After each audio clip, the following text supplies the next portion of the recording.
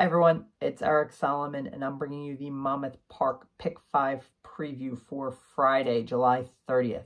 Put together a $40 ticket to wager on the Twilight card. Remember, the Pick-5 wager starts in race 2 on the Friday night program. First leg is a $5,000 multi-condition claiming. My top pick is number 1, Max Revolution. I've got this horse on the In the Money Horses to Watch list from a few weeks ago.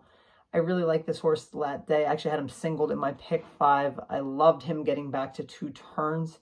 However, things just didn't really break his way. When you go back and watch the race, kind of got shuffled around and put in last place in those first couple strides. Meanwhile, the race winner has the rail position, setting the easy pace, soft pace on the front end. Mejia sends him along, sustained middle bid, gets closer, and then it was kind of decision time for Thomas Mejia at that point. The outside part of the track really wasn't very good that day. He decides to sneak him through the rail. He gets through, but definitely loses some momentum as he's like scraping paint there. Finishes third, out-finished, just narrowly defeated for second by Arrivederci, who's in this race. I expect a much better performance from him today. He was claimed, joins the Wayne Potts barn. Paco Lopez takes the mount. I think a lot of positives here. It looks very tough in this race.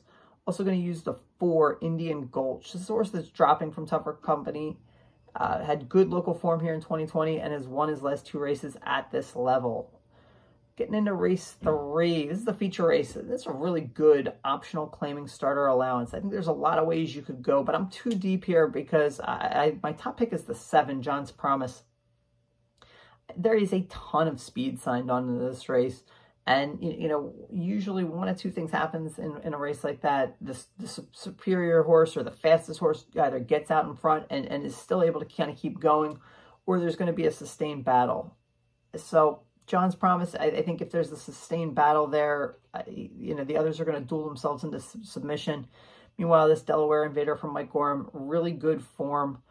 You know, I think if the pace just melts down, he's the one that's going to win this. Also, keep an eye on the Gulfstream Invader, Kalu, number 6. Definitely going to put this one on my ticket. Really good in the last 3. Definitely a speed horse. So, and again, he may be the superior speed horse that just jumps out and takes the reins early on and puts them all away. So those are the 2 I think that are going to decide that race. Race 4, wide open. I do not like the morning line favorite, number 5, Grand Union. I just think the dirt form is just not good enough to win this race. Been running a lot of races on the turf. I am going to go 5 deep here. I think when all is said and done, the 1-horse Church of Many is going to be the post-time favorite here. And I think it's definitely a horse you got to use, but I'm definitely worried about this horse going to 6 furlongs. Has faded, going 5.5 in the last 2. So there are some other speed horses in here. So maybe not the best value, but definitely one I want to be covered with. My top pick is the 2, Wally Pop. I just keep waiting for this horse to pop and run those big races that we saw earlier this year at Tampa. He's caught a couple sloppy tracks in 2 of his 4 local starts. Draw a line through that. Clearly does not like that wet surface. The last 2 dirt races starting to improve. Was off the turf last time out with Tougher. Finished mid-pack 7th. Respectable buyer. Starting to inch better.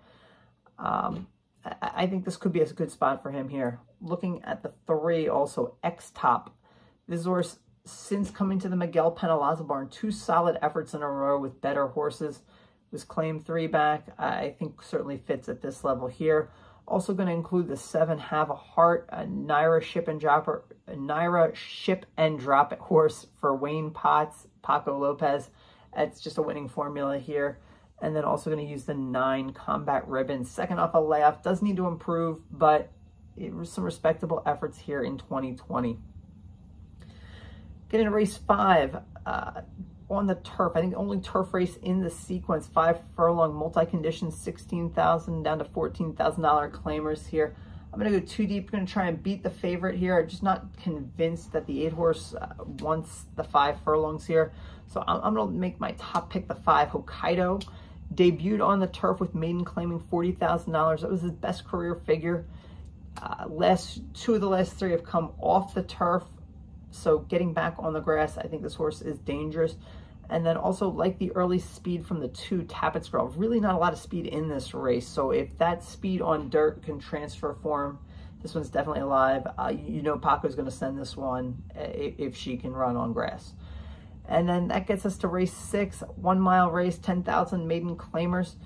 To me, the 2 shorter prices are definitely the way to go here. The 1, JoJo Cats, 3-2. Again, it's one of my things. I don't like to take a short price on horses doing something for the first time.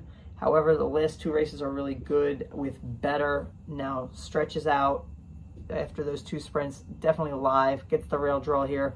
Also going to use the 2, Wicked Grinch. Mostly turf in his form, but was respectable in the 1 race in the slop in an off the turf race here. 3 starts back. I think this one could be a player here as well, especially if the 1 falters. So that's how I see the Pick-5 sequence today. Good luck to everybody playing in Oceanport, New Jersey.